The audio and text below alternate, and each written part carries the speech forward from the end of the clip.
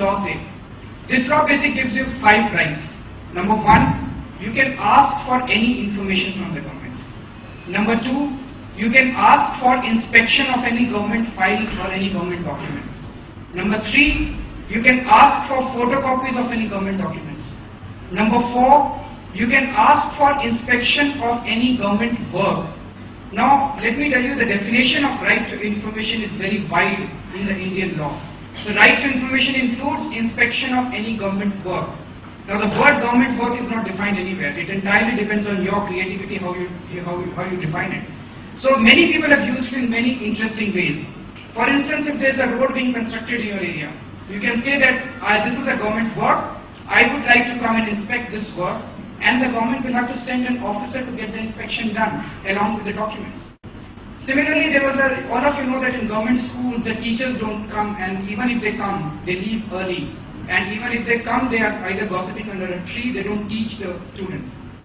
So there is this girl called Rekha, she lives in a slum in East Delhi. Her brother studies in a government school, and she was also troubled because the teachers never used to teach properly.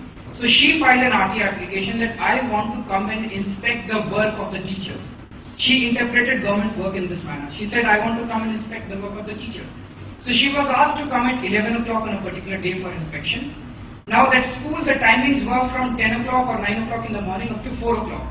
And the teachers used to come in the morning, but they used to leave by 12:30, 1 o'clock. So she said, I will come at 3:45 and inspect their work.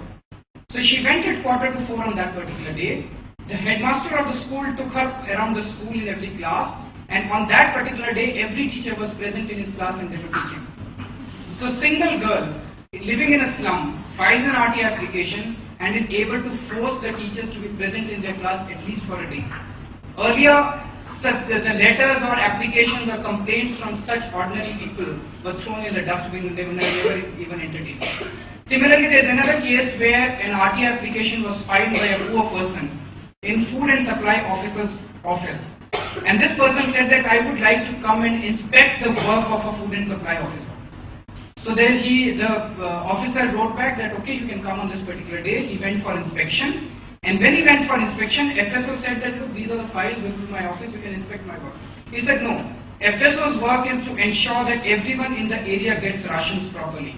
So come with me, we will go to the area and we'll ask people whether they are getting rations properly and whether you are doing your work properly or not. So he sent an inspector and they went to about 20 houses asking everyone, are you getting rations, are you getting rations, are you getting rations? And they recorded and people said they were not getting rations. So they made a joint statement. This was signed by that person, it was signed by the inspector, and on the basis of that about 3 or 4 shops were cancelled in that particular day. So this is the manner in which people have interpreted government work. So as I said, this right to information gives you 5 rights.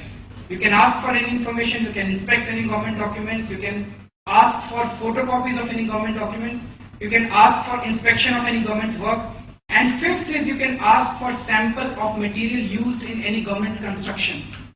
So for instance, there is a road made in your area, you can say that I would like to take sample of material used in the construction of this road, and they will have to give you a certified sample of material. This law says that in every office, there would be a public information officer. If you want any information on a plain piece of paper, you write an application to that officer, 10 rupees fees, and he is supposed to reply in 30 days time. If he doesn't reply in 30 days time, his salary is liable to be deducted at the rate of 250 rupees per day of delay, up to a maximum of 25,000 rupees per application. If he provides you false information, misleading information, incomplete information, his salary could be deducted up to a maximum of 25,000 rupees per application. Now this is the only law passed by Parliament of India post-independence which places a direct relationship between the performance of an officer and his salary.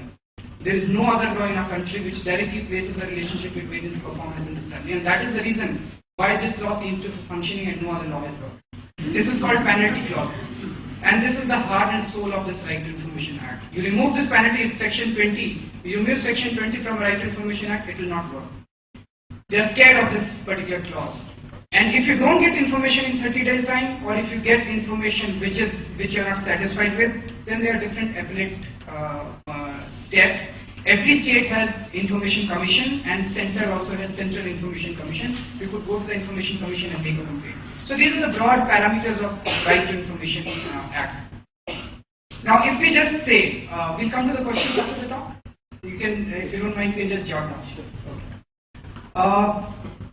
If we just say that Right to Information Act has come and the government has become transparent, doesn't make sense. The real test of any law lies in whether, how does it impact the life of a common man? Does it simplify the life of a common man?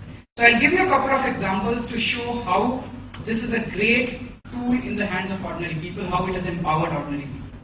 First of all, I would like to know how many of you have paid bribes so far. My God, there's a lot of people here. And there would be many more people who have faced demands for bribe. I mean, there will be many more people who faced demands for bribe, but they resisted it.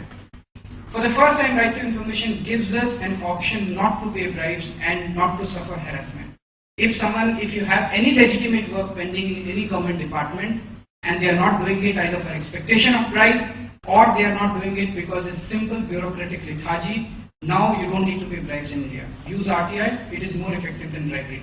I'll give you the example of a person called Nannu. Nannu is a daily wage laborer. He had a ration card. He lost his ration card. He applied for a duplicate ration card in January 2004. According to the rules, you should get your duplicate ration card in 10 days' time. But he kept on running around for 3 months, they didn't give his card. And he is a very poor person. Many times when he would go to the department, they would not even allow him to enter the department because he has a very shabby appearance. 3 months later, he made a Right to Information application, submitted that application, and within 4 days of his submitting the application, the inspector came to his house and said that Nannuji, your card is ready, why don't you come and collect it? When Nannu went to collect his card, the food and supply officer, who is the head of a district, he escorted Nannu to his room, offered him tea, gave him his card, and said, this is your card, please take back your application under Right to Information Act. The same Nannu, who was a persona non grata in the eyes of these officers, suddenly becomes a VIP. What did Nannu ask? Nannu asked 4 questions, and these are magical questions. Number 1, I made an application for my duplicate ration card on such and such date. Please give me the daily progress made on my application so far. That is, on which date my application went to which officer, how many days did he sit on that application, and what did he do during that period. Number 2, please give me the names and designations of officials who were supposed to take action and who have not done so.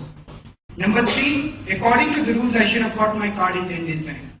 These officers have violated the rules. What action will be taken against them and by when?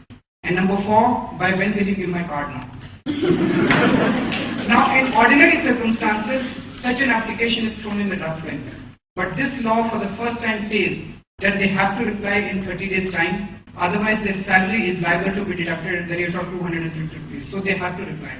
They can't get away with it. It's not easy to answer these questions. The first question is, please tell me the daily progress made on the application so far. There is no progress made. But they can't write it in that many words because otherwise it becomes admission of guilt on paper. Number 2, please give me the names and designations of officials who are supposed to take action. The moment they write the names and designations of officials, the responsibility gets fixed. And no officer wants his name to appear like that on paper. So the moment you file these 4 questions, immediately you would see that the officer ends up doing your job. If it had been only Nannu, we would have thought this was an exception. There are not 1 or 10 or 100, but there are thousands of people across the country who have used RTI and who are saying no to bribery and getting their work done. About 2 years back, there was a person called Prem Sharma. He applied for a passport. They refused to give him a passport. According to the rules, you should get your passport in 45 days' time. For 6 months, he kept running around. They didn't give his passport. 6 months later, he took a similar Right to Information application to the passport officer. The passport officer read that application and said that this is my mobile number, this is my son's mobile number. If you don't get the passport delivered in your house in 10 days' time, please give me a call, but please don't file this RTI application. That is the kind of power that this law gives in the hands of very ordinary people. And there are thousands and thousands of such examples where people are using RTI. We did a campaign called Drive Against Bribes campaign in July 2006, where a call was given to the nation that now you don't need to pay bribes in India, use RTI, it is more effective than bribery. And in those 15 days, 1st July to 15th July 2006, There were about 700 organizations who participated, and in 55 cities, about 1,500 volunteers set up help desks to help people in filing RT applications. About 22,000 people filed RT applications asking for their income tax refunds, their passports, their various other things in different departments. And there are large number of success stories which poured in from different cities. And I'll just share some of the things that, for instance, in Delhi, in those 15 days, our volunteers set up a table and chair outside the office of one of the SDMs, SDM Nandanagri. So in SDM's office, I don't know whether you know that there are 17 types of certificates that an SDM is supposed to issue: marriage certificate, birth certificate, death certificate, old age, income certificate, caste certificate. There are 17 types, and you can't get any certificate without paying bribes. So, and these certificates, most of these certificates are taken by very poor people. So most of the poor people have interaction with an SDM's office. So these people, our volunteers, set up a table and chair outside the office of SDM, and in that office people were facing a lot of problems. As soon as they set up the help desk, within 2 hours the SDM called them inside and said that, look, we made a mistake. Somehow this bunch of certificates was lying in that corner, we forgot about it, and now we have decided to distribute it. So please don't force people to file these RT applications. And suddenly tons of certificates tumbled out of their umbrella. Similarly, we set up our volunteers outside a food and supply officer's office, and tons of ration cards came tumbling out of their umbrella. So there were a large number of success stories which poured in during that period. So one request that I have today is that when you go out of this hall today, please take this message with you. That now, if you have any legitimate work pending in any government department, you don't need to pay bribes in India. Use RTI, it is more effective than bribery. So please spread this message, please start using it, spread this message to your friends, colleagues, on your Yahoo groups, Google groups, all kinds of groups, and please let the people know that they should use RTI. And there is a website called www.righttoinformation.org, which actually helps you in drafting your application and tells you where to file and how to file. Second example I wish to share with you is how you can use RTI to keep a check on community works. This is the story of a software engineer called Uday. Uday lives in Vasant Kunj in South Delhi, and he works in HCL Noida, and every day he takes the road, outer ring road outside IIT Delhi. And in February last year, Uday saw that the stretch between IIT flyover and Panchsheel flyover was constructed, and it came off within 10 days time. And this is what happens to most of our roads. The roads are constructed and within a month they come off. Uday is a young guy, he wanted to do something about it. He filed an RT application asking 3 questions. I want to come and inspect all the files related to the construction of this road. Number 2, I want to come and inspect this road. As I said that you can also inspect any government work. And number 3, I want to take sample of material used in the construction of this road. As soon as he filed the application, he started getting phone calls from the junior engineer that please take back your application. He didn't do that.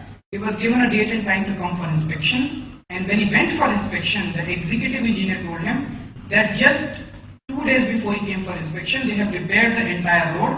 Now why don't you go and take a look at the road? Why do you want to see all these files? Now there was a very interesting lesson that we learned out of this example, that the repairs could be done only because the payment had not been paid to the contractor so far. So if you make any intervention in any ongoing work, what we have seen is that immediately they end up repairing that work, or they end up rectifying the mistakes that exist in that work. The entire corruption takes place in the files, and the officers know very well that the corruption would remain hidden in these files. At best, someone from audit or vigilance or inspection would come at the end of the year, he would take his share and he would go back.